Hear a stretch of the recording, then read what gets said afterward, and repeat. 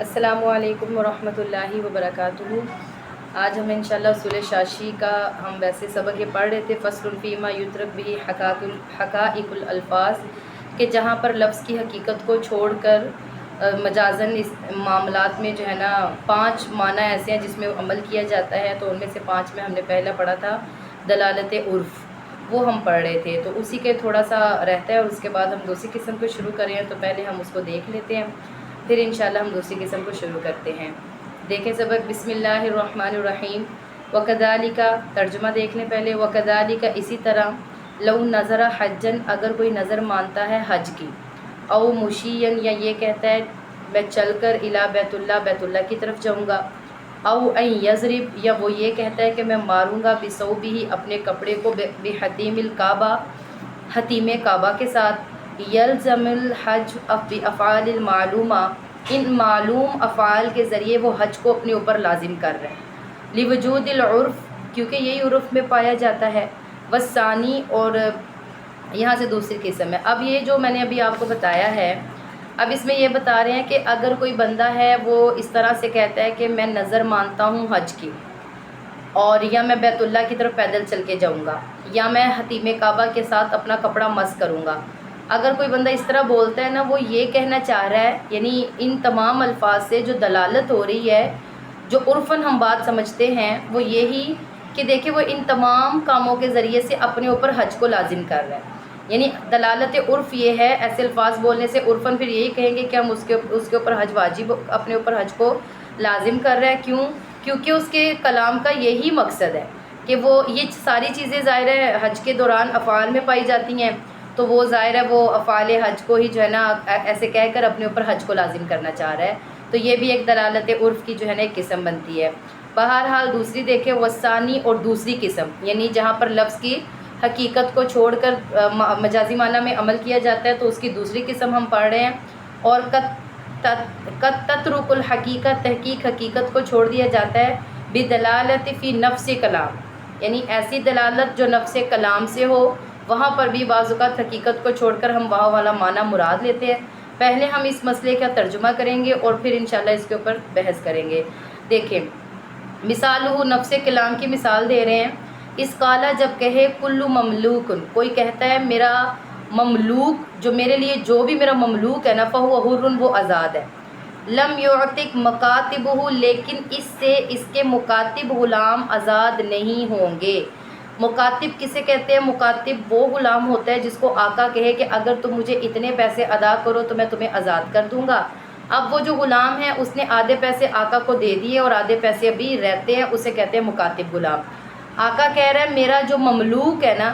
وہ آزاد ہے، یعنی جو میرے مملوک کا مقصد جو میرا غلام ہے نا وہ آزاد ہے۔ لم یعتق مکاتبہ، اس سے مکاتب آزاد نہیں ہوگا۔ ولا من اعتق بعضہ، اور نہ وہ جس کا بعض حصہ آزاد ہو چکا ہو، الا مگر اذ نوا، جب وہ نیت کر لے، دخولہم، ان کے بھی داخل ہونے کی، یعنی اگر وہ بولتا ہے میرا ہر مملوک آزاد ہے، تو اس میں مملوک غلام تو آزاد ہو جائیں گے لیکن مکاتب آزاد نہیں ہوگا۔ یہ تب ہوگا جب اس نے اس کی نیت بھی کی ہو۔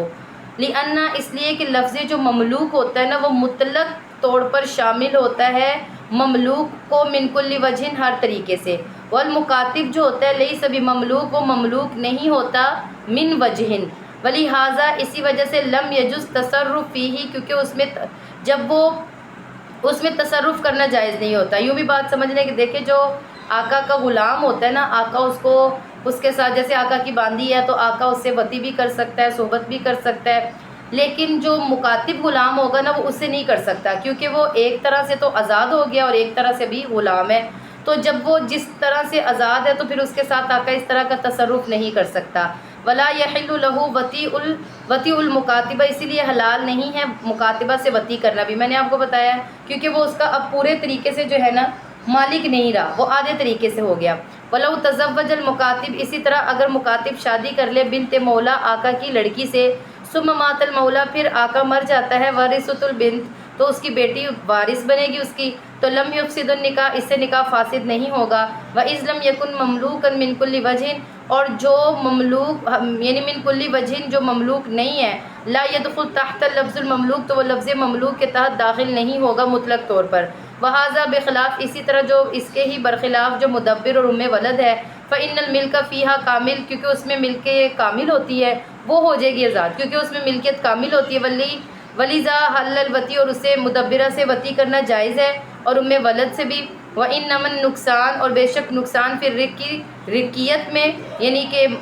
ملکیت میں ہے، من حیث اس طور پر کہ یزول وہ زائل ہو جاتا ہے بالموت، موت کے ساتھ، لا محالہ یقینی طور پر، وعلی ھذا، اور اسی پر ہم نے کہا، اذا اعتق المکاتب، جب مکاتب یعنی آزاد ہو جائے گا نا، ان کفار یمین، تو وہ کفار یمین اور زہار وغیرہ دے گا، پھر وہ جب وہ آزاد ہو جائے گا تو یہ چیزیں دے گا، اور نہیں ہے جائز یہ مدبر اور مکاتب ان دونوں کی یعنی کفار یمین اور کفار زہار، وہ بعد میں جب آزاد ہوتے ہیں تو ان دونوں کو دینا جائز نہیں ہے، لأن الواجب، اس لیے کہ واجب ہے، وہ تحریر، وہ تحریر یعنی آزادی کی وجہ سے ہوا ہے، اور وہ اثبات الحریہ، اور وہ حریت کو ثابت کر رہا ہے، بازالت رقیت کے زائل ہونے کی وجہ سے، وَإِذْ كَانَ الرِّقِيَّ فِي الْمُكَاتِبِ كَامِلًا، اور جو رقیت ہے، جو آزادی ہے، وہ مکاتب میں کامل ہے، كَانَتْ تَحْرِيرُ تَحْرِيرًا مِنْ جَمِيعِ الْوُجُوهِ، اور اس کی آزادی کو تمام طریقوں میں آزاد سمجھا جائے گا، اور مدبر میں اور ام ولد میں جو رقیت ہے، جو آزادی ہے، وہ ناقص ہے، لا يحل التحریر تحریرا من کل وجہ، تو تمام وجوہات میں مکمل اس کو آزادی نہیں مانا جائے گا۔ اب یہاں پر کیا بات ہے، یہاں پر یوں بات سمجھے کہ دیکھیں نفس کلام کی وجہ سے، جو نفس کلام کیا ہے، اب کوئی آدمی ہے، کوئی آقا ہے، وہ کہتا ہے میرا ہر مملوک غلام جو ہے نا وہ آزاد ہے، تو مملوک اسے کہتے ہیں جس میں آقا کی ملکیت جو ہے نا پوری طرح پہ شامل ہو، مدبر کے اندر شامل نہیں ہوتی، اس لیے مدبر ادھر سے نکل جائے گا، ٹھیک ہے، یہ بات سمجھائی گئی ہے کہ آقا کے کلام کی وجہ سے ہم نے، ویسے تو مملوک میں مدبر بھی آ جاتا ہے، مکاتب بھی آ جاتا ہے، لیکن چونکہ اگر ہم دیکھیں تو وہ اس کا مالک نہیں ہے، کیونکہ وہ آدھا آزاد ہو چکا ہے اور آدھا آزاد نہیں ہوا، تو دلالت نفس کلام کی وجہ سے جو ہے نا وہاں پر حقیقی معنی مملوک میں جس میں سارے ہی شامل تھے اس کو چھوڑ دیا گیا ہے، تو اس وجہ سے یہاں پر نفس کلام پر عمل ہو رہا ہے۔ والثالث، اور تیسری قسم جو ہے قد تترک الحقیقہ، جہاں پر حقیقت کو چھوڑا گیا ہے، بدلالت سیاق الکلام، سیاق کلام کی وجہ سے، یعنی ایسی دلالت جو سیاق کلام کی وجہ سے وہاں پر، جیسے کہ فی السیر والکبیر، یہ امام محمد رحمۃ اللہ علیہ کی کتاب کا نام ہے سیر اور کبیر، اس قال المسلم، جب مسلمان کہتا ہے للحربی، حربی سے، انزل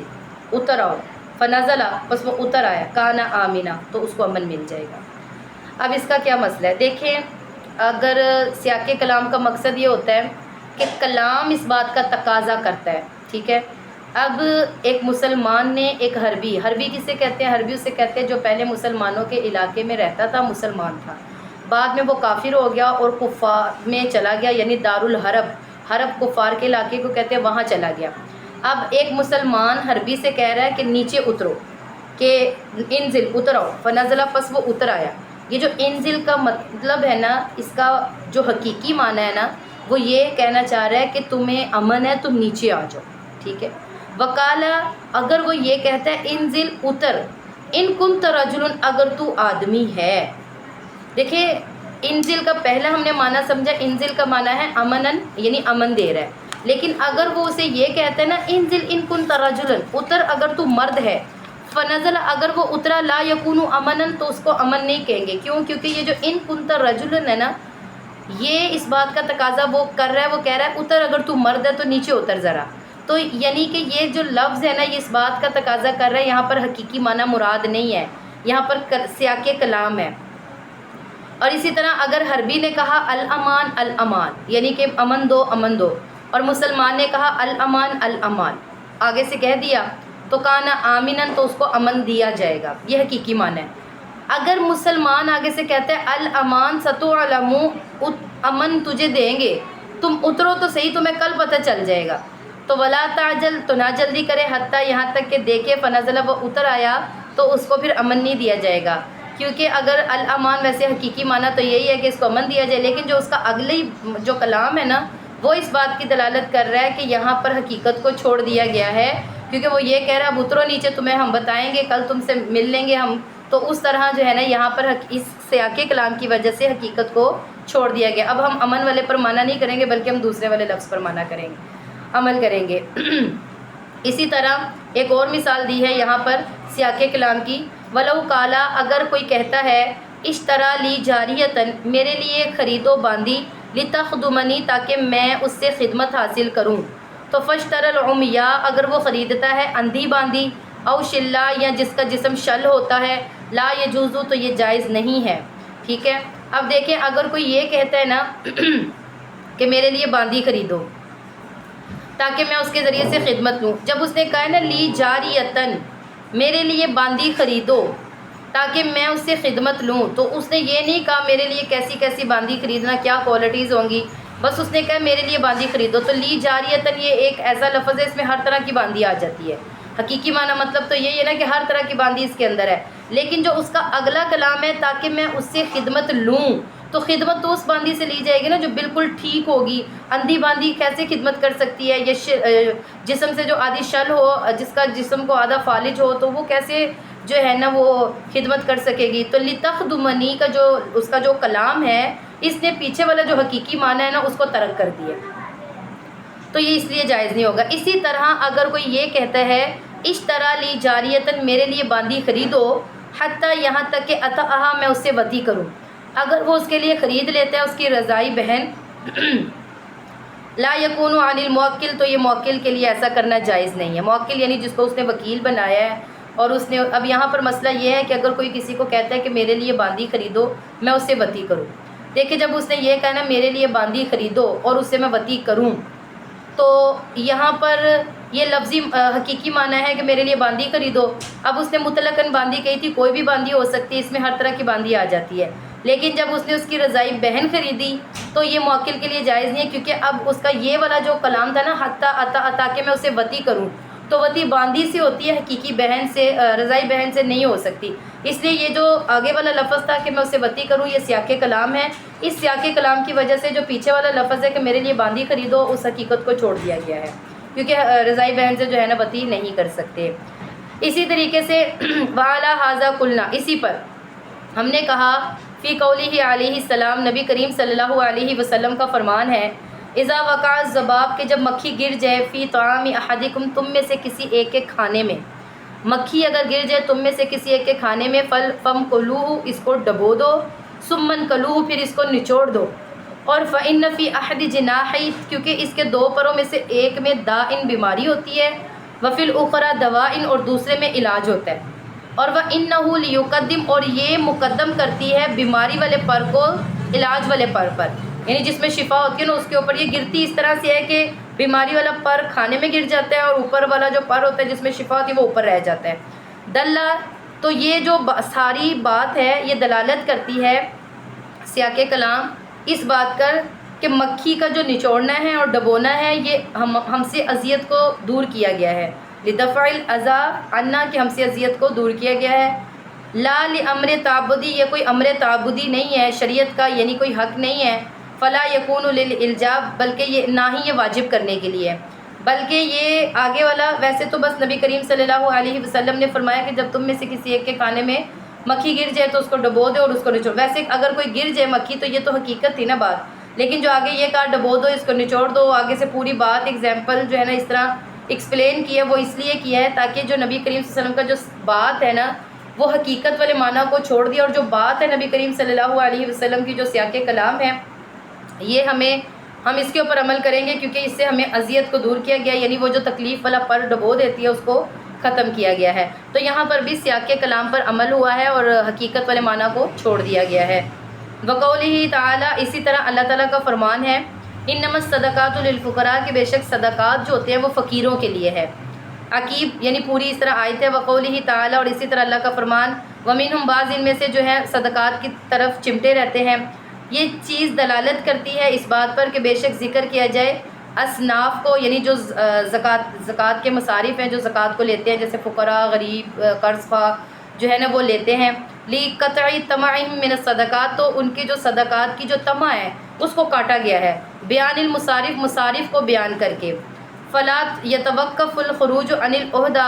عَلَى الْأَدَاءِ إِلَى الْكُلِّ، کل سے ادا پر جو عہدہ تھا نا اس کے خروج کے اوپر توقف نہیں کیا جائے گا. یعنی یہاں پر کیا مقصد ہے، اس مثال کو سمجھ رہے ہیں. اللہ تعالیٰ نے قرآن پاک میں فرمایا کہ بے شک صدقات فقیروں کے لیے تھے. اب آپ دیکھیں اس میں ہر طرح کے فقیر آ جاتے ہیں، مسلمان فقیر بھی، کافر فقیر بھی، منافق فقیر بھی، سارے آ جاتے ہیں. لیکن اللہ تعالیٰ نے پھر اس آیت کو پورا آگے ذکر کیا ہے کہ بے شک جو ہے نا مصارف جو زکوٰۃ آگے اللہ تعالیٰ نے بتا دیے کہ غریبوں کو دیا جائے گا، مسکینوں کو دیا جائے گا، قرض خواہوں کو دیا جائے گا، اللہ کے راستے میں ان کو دیا جائے گا، مؤلفۃ القلوب کو دیا جائے گا۔ جب اللہ تعالیٰ نے جن کو زکوٰۃ دی جائے گی وہ آگے جب بتا دیے نا، اور ساتھ میں اللہ تعالیٰ نے یہ بھی بتا دیا کہ منافقوں کے لیے پھر یہ نہیں ہے، یعنی ایسے کافر منافق وہ اس میں سے نکل جائیں گے تاکہ کسی کے دل میں امید ہو نا کہ ہمیں زکوٰۃ میں سے کچھ مل جائے گا، تو وہ امید ختم ہو جائے کہ وہ نہیں ملے گا۔ تو اللہ تعالیٰ کا جو کلام ہے اور بعد والی جو بات آئی ہے وہ اس نے آ کر سیاق کلام کو، یعنی جو فقراء ایک عام تھا، حقیقت جو تھا وہ سب فقیروں کے لیے شامل تھا، لیکن بعد میں مصارف زکوٰۃ کو ذکر کیا تو وہ سیاق کلام کی وجہ سے پیچھے حقیقت کو ہم نے چھوڑ دیا ہے۔ اسی طرح والرابع چوتھی قسم جہاں پر حقیقت کو چھوڑ دیا جاتا ہے، قد تترک الحقیقت تحقیق حقیقت کو چھوڑا گیا ہے بدلالت من قبل المتکلم، جب متکلم کی جانب سے دلالت آ جائے تو پھر وہاں پر بھی جو ہے نا ہم نے حقیقت کو چھوڑا ہے۔ اس کی مثال جیسے کہ فی قولہ تعالی، اللہ کا فرمان ہے فمن شاء فلیؤمن ومن شاء فلیکفر، بس جو چاہے وہ ایمان لے کر آئے اور جو چاہے وہ انکار کرے۔ اب دیکھیں فلیؤمن امر کا صیغہ ہے، فلیکفر یہ بھی امر کا صیغہ ہے، یہ دونوں اس بات کا تقاضا کرے، اور آیت کے ظاہر سے ہمیں یہ بات پتہ چل رہی ہے کہ اللہ تعالیٰ یہ اجازت دے رہے ہیں کہ جو چاہے ایمان لے یا جو چاہے انکار کر لے۔ لیکن دیکھیں نا ایسا نہیں ہوتا، کیونکہ بعض جگہوں پر اللہ تعالیٰ حکیم ہے اور اللہ تعالیٰ کی حکمت ایسا تقاضا نہیں کر سکتی کہ اللہ تعالیٰ کسی کو یہ کہہ رہے ہیں کہ آپ ایمان لے آؤ، آپ کفر اختیار کرو، آپ کو جو ہے نا اجازت ہے، ایسا نہیں ہے۔ کیوں؟ اس لیے کہ اللہ تعالیٰ حکیم ہے اور کفر یہ کبھی ہے، اور حکیم بندہ جو ہوتا ہے، جو حکمت والا ہوتا ہے، وہ کبھی بھی اس چیز کا حکم نہیں دیتا، کبھی بات کا حکم نہیں دیتا۔ فَيَتْرُكُ بِدَلَالَةِ اللَّفْظِ، تو یہاں پر لفظ کی دلالت کو چھوڑا گیا ہے، علی الامری حکم پر، بحکم العامر عامر کی حکمت کو دیکھتے ہوئے، کہ اللہ تعالیٰ کی حکمت اس بات کا تقاضا کر رہی ہے کہ جو ہے نا کفر کو اختیار نہیں کیا جائے، بلکہ آیت کا مسئلہ یہ تھا کہ اللہ تعالیٰ فرماتے ہیں جو چاہے انکار کرے، جو چاہے ایمان لے آئے، ان قریب وہ کل دیکھ لے گا کیا اس نے جو ہے نا عمل کیا۔ ٹھیک ہے، یہ مسئلہ یوں ہے۔ لیکن اگر کوئی یہ کہے کہ آیت کے ظاہر سے تو ہمیں پتہ یہ چلتا ہے کہ ایمان لے آؤ، کفر لے آؤ، یہ تو آسان سی بات ہے، لیکن ہم نے بتا دیا دلالت کلام کی وجہ سے، یعنی متکلم کی دلالت کی وجہ سے، کیونکہ اللہ تعالیٰ حکیم اور حکمت کا تقاضا یہ ہے کہ اللہ تعالیٰ بری چیزوں کا حکم نہیں دیتے۔ ہم نے اس کو دیکھتے ہوئے لفظ کی جو حقیقت ہے اس کو چھوڑ دیا، اور متکلم کے جو متکلم کی جو دلالت ہے ہم اس پر عمل کریں گے۔ اسی طرح آخری مثال وعلی ھذا قلنا، اسی پر ہم نے کہا اذا وکل بشراء، اگر کوئی کسی کو وکیل بنائے کہ جاؤ بشراء اللحم، گوشت خرید کے لاؤ۔ دیکھیں لحم بولا جاتا ہے کچے گوشت کے اوپر، لحم اسے بولا جاتا ہے، ٹھیک ہے۔ لیکن اگر متکلم کی طرف سے دلالت ہو رہی ہے، اگر متکلم مسافر ہے تو وہ اگر کہتا ہے کہ جاؤ گوشت لے کر آؤ، تو اس کا مطلب یہ ہوگا جاؤ بھونا ہوا یا پکا ہوا گوشت لے کر آؤ، کیونکہ حالت سفر یہی تقاضا کرتا ہے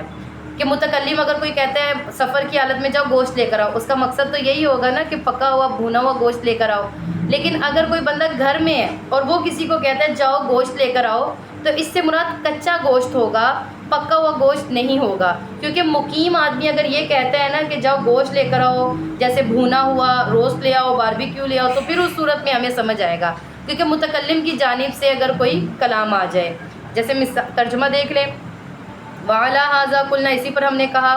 کہ اذا وکل بشراء اللحم، جب کوئی گوشت کا یعنی کسی کو وکیل بناتا ہے کہ جاؤ گوشت خرید لے کر آؤ، وَإِن كَانَ مُسَافِرًا، اگر وہ مسافر ہے، نزلہ اترتا ہے رستے پر، فَهُوَ عَلَى الْمَطْبُوخ، تو اس سے مراد اس کا پکا ہوا گوشت لینا ہے، او علی المشوی، یا بھونا ہوا گوشت لینا ہے۔ وَإِن كَانَ صَاحِبِ منزل، اور اگر وہ گھر پر ہے یعنی مقیم ہے، فَهُوَ عَلَى النَّيِّ، تو اس کا مقصد یہ ہے کہ تم کچا گوشت لے کر آؤ، کیونکہ حالت سفر تو دلالت کرتا ہے ظاہر پکے ہوئے گوشت کے اوپر، اور حالت اقامت جو ہے نا اس بات پر دلالت کر رہی ہے کہ متکلم یہ کہنا چاہ رہا ہے کہ یہ گوشت لے کر آؤ تو کچا گوشت لے کر آؤ، اسے ہم خود بنائیں گے، اور اگر وہ یہ کہتا کہ تم بھونا ہوا گوشت لے کر آؤ، تم روسٹ لے کر آؤ، تم باربیکیو لے کر آؤ، تو پھر اس صورت میں ہمیں پتہ چلتا کہ یہ وضاحت ہو گئی ہے۔ تو یہاں پر بھی لفظ کی حقیقت یعنی لحم کا جو اپنا معنی ہے، حقیقی معنی، اس کو ہم نے چھوڑا ہے، اور متکلم کی طرف سے جو کلام ہے اس کے اوپر ہم نے عمل کیا ہے۔ باقی سبق انشاءاللہ العزیز ہم اگلی ویڈیو میں پڑھیں گے۔ آپ سبق کو اچھے سے سمجھ لیں، ہمارے یوٹیوب چینل کو سبسکرائب کر لیں اور زیادہ سے زیادہ اس کو شیئر کریں۔ السلام علیکم ورحمۃ اللہ وبرکاتہ۔